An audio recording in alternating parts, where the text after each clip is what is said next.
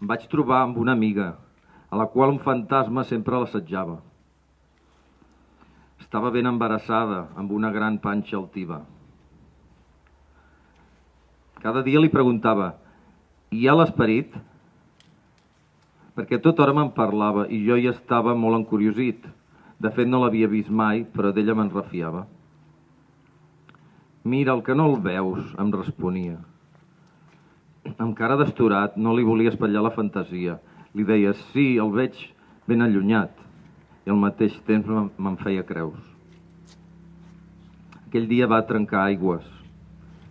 Per distreure-la del patiment, li preguntava durant el camí, hi ha l'esperit? Pobrissona, ella em responia, no, encara no, però vindrà com cada matí. El part durà hores i jo, esverat, no deixava de pensar en la bubota. I si se li havia presentat? I si l'espectre l'havia maleït? Per què durava tant? I si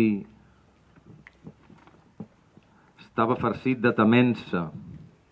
Per fi em donaren la notícia que havia acabat la sofrença i la vaig anar a felicitar. Ella era ajaguda al llit i sense pronunciar correctament, bast, inoportú, vaig preguntar, hi ha l'esperit? Pobrissona em contestà, no, encara no. Sense adonar-me de l'equívoc, bocabadat contemplant el nounat bufó i amb una cara rodoneta que me l'hauria menjat, vaig creure que veia visions i fregant-me els ulls vaig deixar anar un xiulet.